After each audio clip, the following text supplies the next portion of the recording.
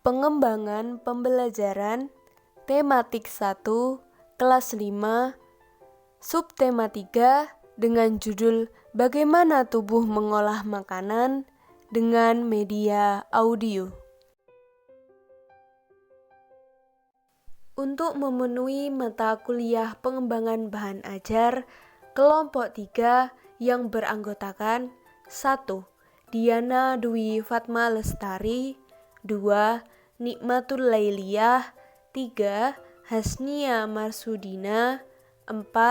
Vivi Nuraini Wahidatum Mufidah, 5.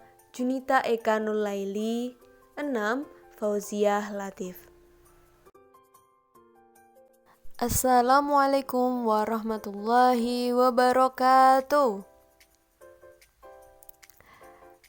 Sebelum memulai pembelajaran hari ini, kita berdoa bersama-sama terlebih dahulu ya. Berdoa mulai. Bismillahirrahmanirrahim. Raditu billahi rabba wa bil islami dina wa bi muhammadin nabiyya wa rasula. Rabbi zidni ilma warzuqni fahma waj'alni min ibadika sholihin. Amin ya rabbal alamin. Nah, baik, masih semangat kan semuanya? Kalau masih semangat, kita langsung saja memulai pembelajaran pada hari ini ya.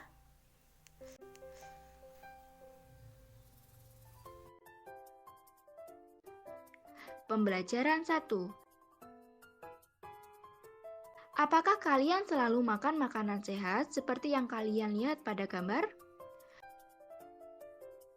Nah, makanan sehat baik untuk tubuh kita. Tubuh manusia mengolah makanan menjadi nutrisi yang bermanfaat bagi kesehatan dan pertumbuhan tubuh. Untuk lebih jelasnya, coba dilihat percakapan pada layar.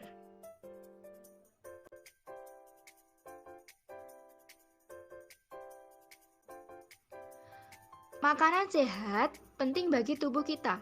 Oleh karena itu, banyak iklan yang dapat kita temui di tempat-tempat umum yang mengetengahkan tentang makanan sehat. Iklan memang dimaksudkan untuk mempromosikan sesuatu kepada para pembaca. Coba kalian amati iklan-iklan berikut dengan seksama. Kalimat-kalimat yang umumnya dipergunakan oleh bahasa iklan adalah kalimat yang menarik atau kalimat yang mengajak pembacanya untuk mengikuti apa yang ditulis atau disarankan oleh pembuat iklan. Amatilah iklan di atas dengan seksama. Bagaimana sistem pencernaan makanan pada hewan ruminansia? Hewan ruminansia adalah kelompok hewan mamalia yang biasa memamah atau memakan 2 kali dan dikenal dengan hewan memamah baik. Contoh hewan ruminansia ialah sapi, kerbau, rusa, domba, kambing, dan kijang. Sistem pencernaan hewan ruminansia lebih kompleks dibandingkan pencernaan hewan lainnya. Pada hewan ruminansia terdapat 4 bagian lambung dengan fungsi yang spesifik. Selain itu, pencernaan makanan pada hewan ruminansia dibantu oleh beberapa mikrob atau bakteri dan protozoa. Mikrob tersebut dapat membantu mencerna rumput.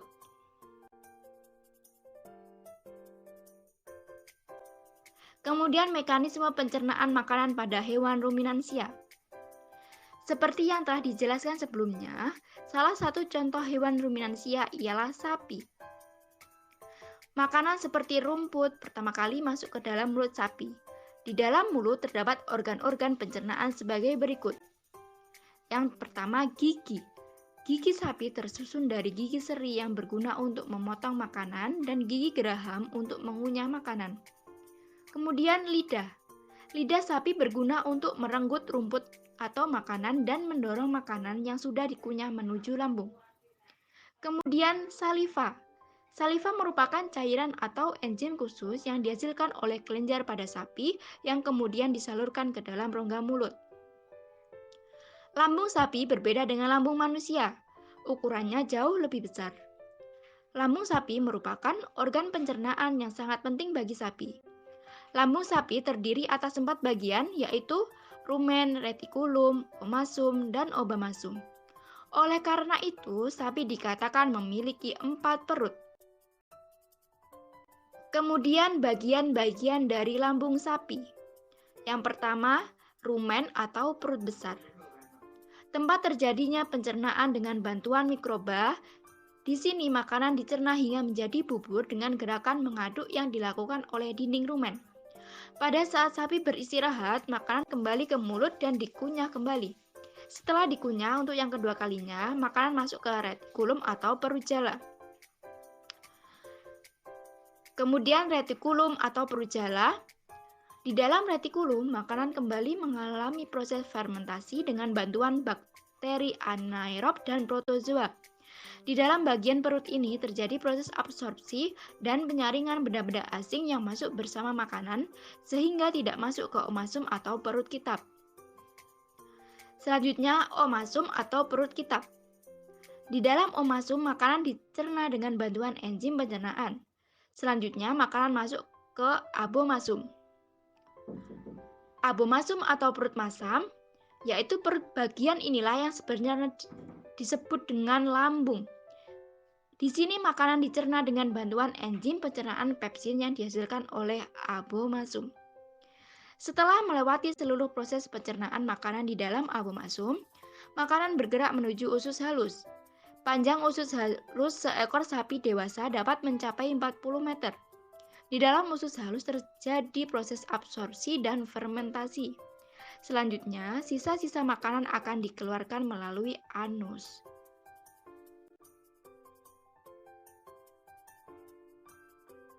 Sarapan penting bagi tubuh kita. Sarapan yang sehat memberikan energi bagi tubuh kita. Setujukah kalian jika sarapan itu penting? Apakah kalian selalu sarapan pagi? Selain mengonsumsi makanan yang sehat, minum air bening juga sangat penting bagi kesehatan kita. Salah satu dari makhluk hidup adalah memerlukan makanan.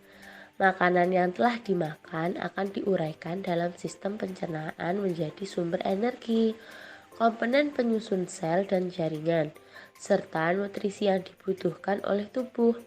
Sistem pencernaan merupakan salah satu sistem kompleks yang terdapat dalam tubuh kita. Nah, apa saja bagian-bagian dari sistem pencernaan manusia? Tanpa kita sadari dan tanpa harus diperintah, sistem pencernaan bekerja dengan sendirinya. Menakjubkan bukan? Setelah kamu mempelajari sistem pencernaan pada sapi, sekarang perhatikan sistem pencernaan pada manusia seperti gambar di bawah ini. Di sini terdapat gambar mulut, lanjut ke kerongkongan, lanjut ke lambung, lanjut ke usus besar, lanjut ke anus. Sistem pencernaan pada tubuh manusia berfungsi untuk menghancurkan makanan yang masuk ke dalam tubuh. Makanan yang semula dalam bentuk kasar dapat berubah menjadi bentuk yang lebih halus dengan bantuan gigi dan enzim. Dalam hal ini, enzim pencernaan dapat mempermudah proses pencernaan sari makanan. Selain itu, sistem pencernaan juga berfungsi untuk membuang sisa-sisa makanan yang sudah tidak diperlukan tubuh. Keberadaan zat-zat sisa tersebut dapat menjadi racun bagi tubuh manusia jika tidak dikeluarkan. Selanjutnya pembelajaran 3. Siti, Udin, dan Lani masih membicarakan sistem pencernaan manusia. Mereka senang membicarakan tentang proses pencernaan yang berlangsung di dalam tubuh. Simaklah percakapan mereka berikut ini. Makanan merupakan bahan baku utama bagi manusia untuk memproduksi energi dan memenuhi segala nutrisi yang diperlukan tubuh. Ibarat bensin yang sangat vital peranannya bagi kendaraan bermotor, makanan sangat berperan bagi tubuh manusia dalam mempertahankan kelangsungan hidup. Namun, tidak semua jenis makanan yang dikonsumsi dapat memberikan asupan gizi yang baik dan sehat. Makanan yang sehat ialah makanan yang mengandung semua zat gizi yang dibutuhkan oleh tubuh untuk memperoleh energi. Dalam memenuhi makanan, manusia tidak dapat bekerja sendiri. Contohnya, dalam budidaya padi, manusia melakukan interaksi sosial dan interaksi dengan lingkungan hidup. Interaksi sosial adalah hubungan-hubungan sosial yang menyangkut hubungan antar individu, individu dengan kelompok, dan kelompok dengan kelompok. Interaksi sosial amat dibutuhkan untuk kehidupan bersama sebab individu tidak dapat hidup tanpa individu lainnya. Interaksi dengan lingkungan hidup merupakan interaksi antara manusia dengan lingkungan yang terbentuk secara alami, seperti gunung, sungai, rawa, merupakan contoh-contoh lingkungan alam. Berdasarkan penelitian pada tahun 2010, konsumsi beras masyarakat Indonesia mencapai 100 kg per kapita per tahun. Ketersediaan beras di tanah air pada masa mendatang tidak sejalan dengan laju pertumbuhan penduduk. Untuk mengurangi ketergantungan itu, perlu ada perubahan konsep dan kebiasaan makanan masyarakat. Misalnya, dengan mengganti nasi sebagai makanan pokok dengan makanan jenis lain. Salah satu cara yang belakangan dikampanyekan pemerintah adalah tidak memakan nasi selama 1 hari. Kebiasaan ini misalnya dilakukan 1 hari dalam sepekan. Sebagai pengganti, selama sehari itu warga bisa mengonsumsi sumber karbohidrat lain seperti jagung, ubi, singkong, talas, kentang, dan sagu. Untuk mendukung upaya pemerintah tersebut, berikut adalah sebuah kandungan singkong sebagai pengganti nasi. Kandungan singkong per 100 gram memiliki air 62,50 gram, besi 0,70 mg, kalsium 30 mg, fosfor 40 gram, kalori 121 karbohidrat 34 gram, lemak 0,30 gram, protein 1,20 gram, vitamin B1 0,01 gram.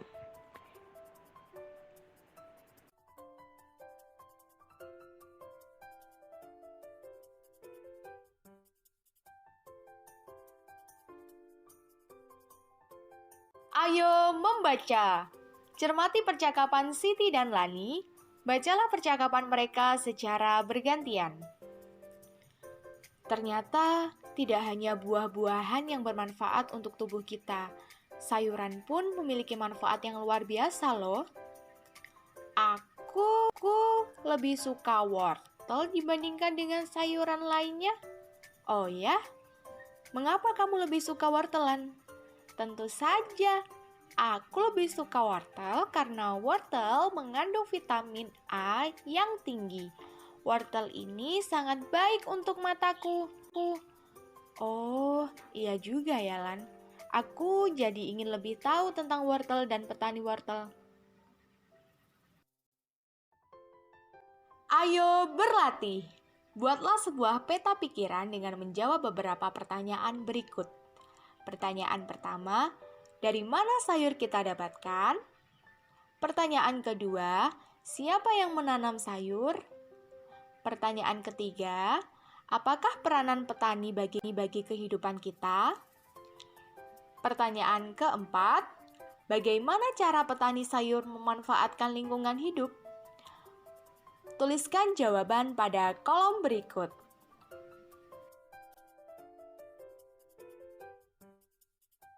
Ayo membaca. Mengenal wortel. Sayuran termasuk daftar makanan yang harus dikonsumsi setiap hari. Seperti halnya buah-buahan, sayuran juga menyuplai serat yang sangat dibutuhkan oleh tubuh untuk memperlancar proses pencernaan. Banyak sekali jenis sayuran yang dapat kita pilih untuk dikonsumsi, baik untuk dimasak, dimakan, sebagai lalap, maupun dibuat menjadi jus. Dibuat seperti apapun, kita masih tetap bisa merasakan manfaat sayuran bagi kesehatan kita. Salah satu contoh sayuran yang bermanfaat adalah wortel. Wortel baik untuk kesehatan mata karena memiliki vitamin A dan beta-karoten yang tinggi. Lalu, seperti apakah kegiatan petani wortel yang berada di balik tanaman yang berkhasiat ini? Gede Swardana adalah salah satu petani wortel di Desa Batunya, Kabupaten Tabanan, Bali, yang membudidayakan wortel jenis lokal. Swardana memaparkan, selama masa tanam, para petani rutin memberikan pupuk pada awal masa tanam. Menurutnya, pemberian pupuk di awal masa tanam sangat berpengaruh terhadap perkembangan tanaman. Pupuk yang mereka gunakan adalah pupuk organik. Hasil pertanian wortel lokal juga tidak mengecewakan. Gede Swardana menjelaskan bahwa ia mampu memperoleh omset sebesar 2 juta rupiah per bulan dengan harga jual per kilogram sebesar 7 juta rupiah. Untuk pemasaran, Swardana menjelaskan bahwa ia membawa wortel-wortelnya tersebut ke pasar Baru Turi Tabanan. Di sana, ia bertemu dengan pengepul sayur yang kemudian mendistribusikan wortel-wortelnya ke beberapa daerah di Pulau Bali. Dalam dunia usaha pertanian, ada 3 pihak yang selalu bekerja sama, yakni pemasok, petani yang bersangkutan, dan distributor yang membeli sayur-sayur atau buah-buahan dari petani. Ada pula penjual sayur yang secara langsung membeli sayuran dari petani dan menjualnya secara berkeliling. Ayo mengamati!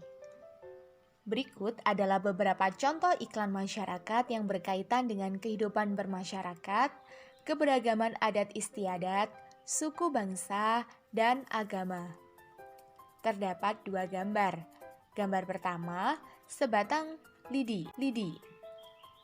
Di situ tertulis, sebatang lidi jadi kuat bila menjadi sapu. Sebuah bangsa jadi kuat bila tetap bersatu. Mari bersatu untuk maju. Pada gambar kedua, di situ terdapat gambar berbagai macam anak-anak dari berbagai macam agama. Di situ tertulis, kedamaian ada ketika kita mau menerima perbedaan. Rayakan perbedaan dengan kebersamaan. Secara individu, lakukanlah pengamatan terhadap kedua iklan media cetak di atas. Isilah format berikut ini dan berikanlah penjelasan pada kolom yang disediakan. Pada kolom gambar, jelaskan 1. Apakah gambar sesuai dengan pesan yang disampaikan oleh iklan? 2. Apakah gambar cukup menarik? 3. Apakah gambar cukup jelas? Tuliskan jawaban kalian. Jika pada iklan A, tulis pada kolom iklan A, dan iklan B, tulis pada kolom iklan B. Gambar iklan yang kamu amati menyampaikan pesan tentang bersatu dalam keberagaman. Apakah dalam lingkungan sekolahmu terdapat keberagaman adat istiadat? Lakukanlah diskusi kelompok tentang perbedaan adat istiadat di beberapa tempat yang kamu ketahui. Amatilah contoh berikut. Upacara Rambu Solo di Tanah Toraja yang merupakan upacara adat untuk penghormatan terakhir sekaligus pengantar orang tercinta yang telah meninggal dunia menuju ke alam baka. Berikanlah sebanyak mungkin contoh adat istiadat daerah lain yang berbeda dengan adat istiadat setempat. Ayo membaca! Bacalah bacaan tentang adat istiadat Tanah Toraja, yakni Rambu Solo di bawah ini. Pesona Tanah Toraja. Sebagai salah satu tempat yang terindah di Indonesia, Tanah Toraja di Sulawesi Selatan yang menyimpan begitu banyak pesona alam dan adat istiadat yang unik dan sangat menarik untuk dinikmati. Berkat kekayaan budayanya yang luar biasa, Tanah Toraja bahkan dimasukkan ke dalam daftar sementara warisan dunia oleh UNESCO di tahun 2004. Adalah sebuah upacara kematian yang dinamakan Rambu Solo, yang merupakan upacara mengantarkan sanak keluarga yang telah meninggal dunia ke alam baka. Upacara ini biasanya dilangsungkan secara meriah selama berhari-hari serta melibatkan seluruh penduduk desa. Ayo berlatih! Seperti apakah adat istiadat yang kamu miliki? Cari tahu lebih banyak tentang adat istiadat yang dimiliki oleh keluargamu. Bandingkanlah dengan adat istiadat teman-temanmu yang lain, dan tuliskanlah informasi yang kamu peroleh pada kolom berikut. Ayo renungkan, menurutmu, mengapa manusia perlu berinteraksi dengan lingkungannya? Apa yang membedakan lingkungan alam dan lingkungan sosial? Mana yang lebih penting untuk kehidupan manusia, lingkungan alam atau lingkungan sosial? Jelaskan jawabanmu. Kegiatan bersama orang tua. Carilah contoh iklan media cetak dari majalah atau koran. Tunjukkan iklan tersebut kepada orang tuamu dan mintalah mereka menyebutkan kata kunci dari iklan tersebut. Berikan pendapatmu tentang jawaban yang diberikan oleh orang tuamu. Jelaskan juga kepada mereka cara menentukan kata kunci dan manfaat kata kunci dalam iklan media cetak. Selanjutnya kita bahas tentang pembelajaran kelima.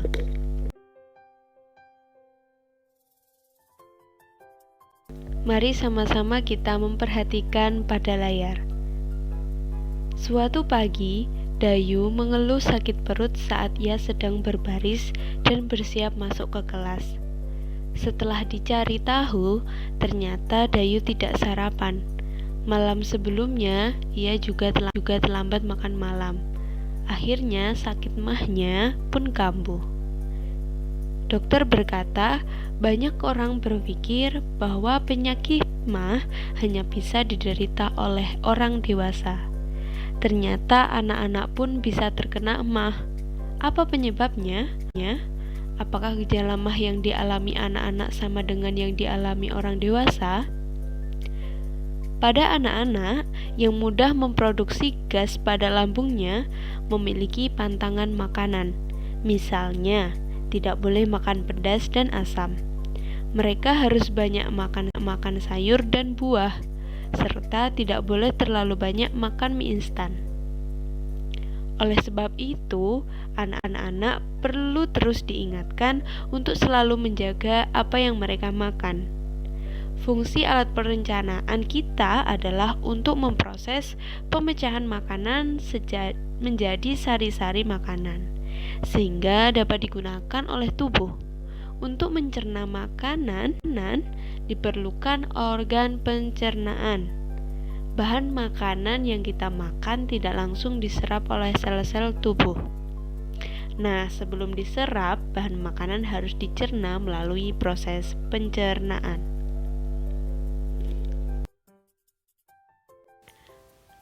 Ayo berlatih. Masih ingatkah kamu tentang pelajaran sistem pencernaan pada manusia?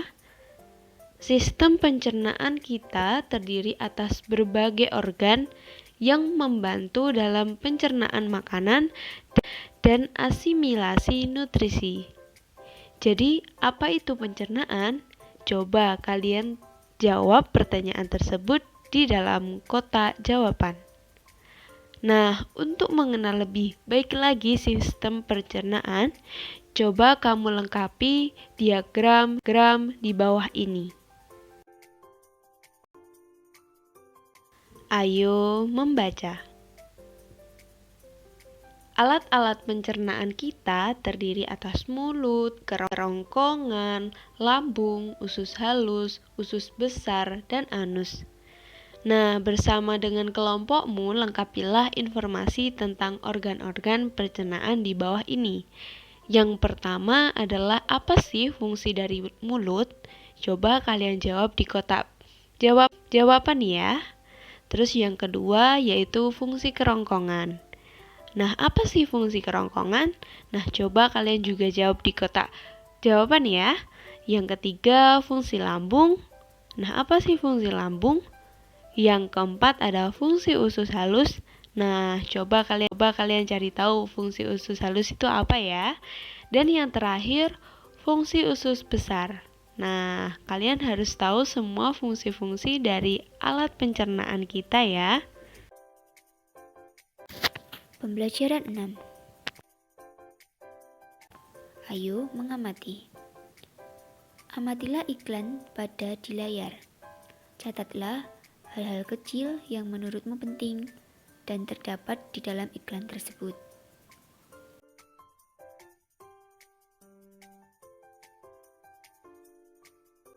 Ayo berkreasi.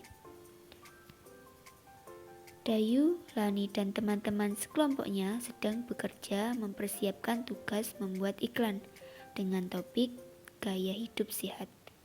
Bagaimana cara mereka memulai membuat tugas tersebut? Simaklah percakapan Lani, Dayu, dan teman-temannya. Lani, Dayu, aku mau kalimat intinya seperti ini ya. Dayu, sepertinya kurang bagus Lan. Kalau menurutku, baiknya menggunakan kalimat buatan Udin. Lebih singkat, padat, dan jelas. Tidak apa-apa ya. Lani, ya begitu ya. Ya sudahlah, aku ikut saja bagaimana baiknya. Siti, kalau gambarnya bagaimana? Ada ide tidak, teman-teman? Lani, karena ini berkaitan dengan gaya hidup sehat dan harus sesuai dengan kalimat Udin, maka aku usul bagaimana kalau gambarnya beberapa siswa yang berolahraga. Udin, aku setuju, menurutku ide yang bagus. Siti, aku juga berpikir begitu. Yang lain bagaimana? Dayu, aku pikir bagus Lan, berarti kita semua sepakat ya. Kita akan menggunakan kalimat milik Udin dan gambar dari idenya Lani. Semua teman setuju. Ayo berdiskusi. Diskusikan dengan kelompokmu tentang 1. Hal-hal positif yang bisa diperoleh dari kerja kelompok. 2. Tantangan yang muncul saat kerja kelompok.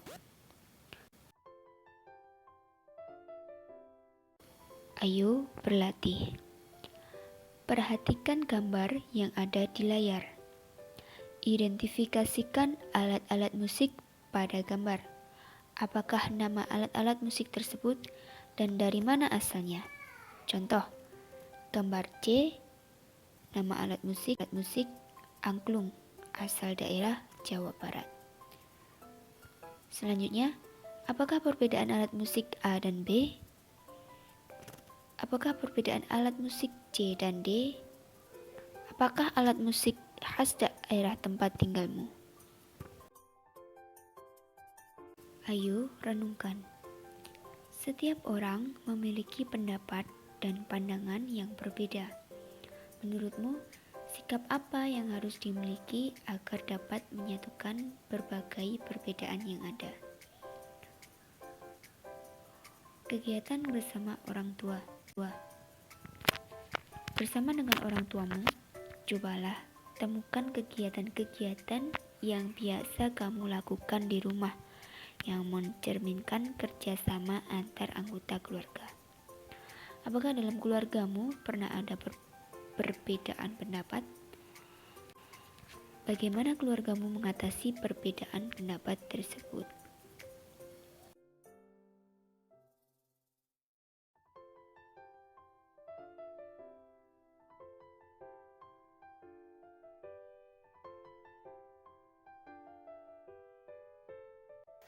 Nah, bagaimana anak-anak? Apakah sudah paham dengan materi yang dijelaskan Ibu Guru tadi? Semoga paham ya. Dan jangan lupa nanti di rumah untuk dipelajari kembali agar lebih paham.